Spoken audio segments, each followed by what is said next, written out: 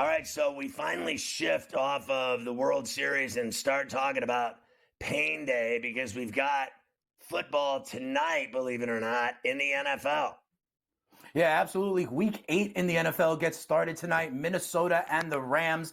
Big time for the Rams. Both Puka Nacua and Cooper Kupp are expected back for the Rams. Still, Minnesota, a 2.5-point favorite. 48.5 is the total. Here, we have Vikings quarterback who's really been one of the surprises of the season, Sam Darnold, talk about returning to his home area for Thursday Night Football. Challenging week for us. Obviously a great LA team. Sam just told me too, I'm excited to go home for the first time with fans in attendance. I went back in 2020, just excited to play these guys. Another really great opportunity for us to go and play a really good defense, a really good team, very, very excited for this opportunity on a short week. Look, I thought they met their maker on Sunday in Minneapolis, and the Lions, I think, are better than the Vikings. And the Vikings could have easily won that game, but they didn't. The Lions found a way, and I think that's why they're favored to win the NFC. And I know a lot of people think it's automatic. It's the Niners. Let's face facts. I'll give you the Niners beat them. I'll give it to you. Fair enough. But they had no business beating the Lions in that game last year. The Lions blew that as bad as the Falcons blew the Super Bowl to Brady, up 25 points at the half. You cannot lose a game like that. That is the most embarrassing game in the history of the NFL. And I got to tell you, I think the second worst game I've ever seen was the Lions blowing that game against the Niners. The Niners are not as good, and you've already seen it, as the Lions this year. The Lions are the cream, and they went to Minnesota and they beat them, and they were undefeated. Now we'll see tonight, Dane, if they're, for real. Like, are they going to, remember the Saints? The Saints won 2 big games, scored almost 50 points, and then they lost 5 in a row. Will Minnesota reel off of that loss and lose again on the road to a Rams team, in my opinion, that stinks? I think this Rams team is awful. I mean, they played terrible. They blew that cover against the Raiders. I had the Raiders in 7, and I think the Raiders are one of the 3 worst teams in the league, frankly. And the Rams could barely beat them. But I'll give you this. If they have Puka Shells and Kupp back, they're going to be effective because those guys can really run routes, and Stafford's amazing with those 2 receivers. They'll look like a different team tonight against the Vikings with those 2 active.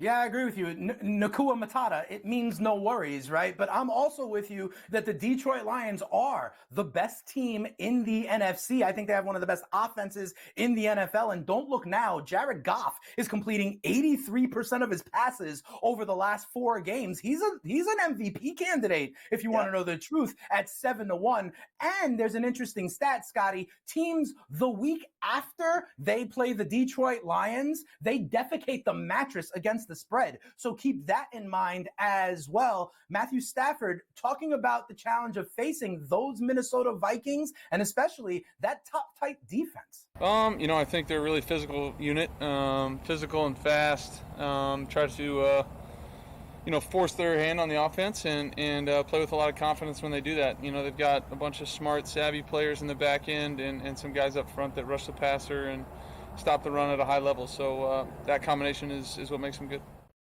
Look, I think Flores has a good defense. I like O'Connell. I like their receivers. I think the Vikings are flat out better than the Rams, but I think it's a very dangerous game to bet. I've already said this week on C2C I like the Vikings to get it done, but I won't do it without reservation.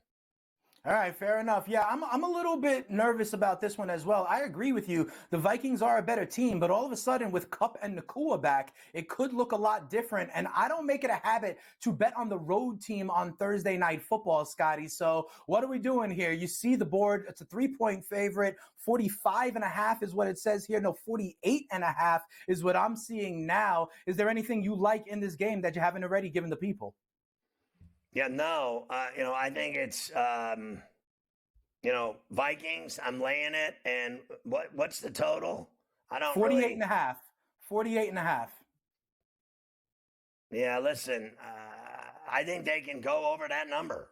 Both of these, there's a lot of these, they let it fly, these teams. Let's face facts. Both of these teams throw the ball nonstop. The Vikings have great receivers. So do the Rams. and both quarterbacks have great arms, and they know how to get it on. So let's see if, let's face it, no one saw this coming from Darnold. He's never been good. Now all of a sudden the guy's throwing it all over the place, slinging it. And I think that's because of the routes that he's got from these receivers that they're running for him are giving him time and wide open space to hit.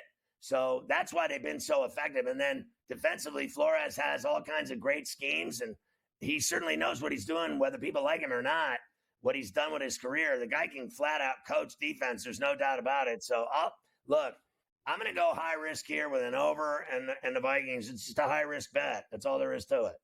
All right, fair enough. I might take the other side. I told you about teams after they play Detroit. I don't like the road team usually on Thursday Night Football. Let's get into some of the props. I'm in for Carver High, but we still have some of Carver's High's props for this game. We're going to put them up in a second. I'll tell you one that I like personally, Jordan Addison, not Justin Jefferson. Jordan Addison, who is the number 2 receiver for Minnesota. His receiving prop is only 40.5 yards in this one. I think they go over. Sam Darnold, you were talking about it. I think it's the play calling, Scotty. I think it's O'Connell calling plays that is really what's unlocked Sam Darnold here, if you want to know the truth. He has something like the most deep throws in the NFL, completing 60% of his deep throws. I think some of them are going to go to Addison, who plays the over-the-top role. I like Addison over 40.5 receiving yards. We have some of Carver's as well. I think we have his touchdown props that we'll get up there. Look, Cooper Kupp, first touchdown at 8-1. JJ getting in there, and then Tutu Atwell getting in. Although I will say Carver probably put this one in before knowing that Kupp and Nacua would be back. Yeah, I think you're right about that because Tutu was getting the burn before that. He'll get way less this time. But this guy has been hitting. He hit Evans on Monday night at 9-1 for the first tutty. So I like his other 2 plays there without a doubt. I love your call on Addison. I think he'll have a big game. Not only that, I like him with an anytime tutty as well. And I want to see Puka Shells get back in the end zone. I want to see Stafford hit him for a tutty.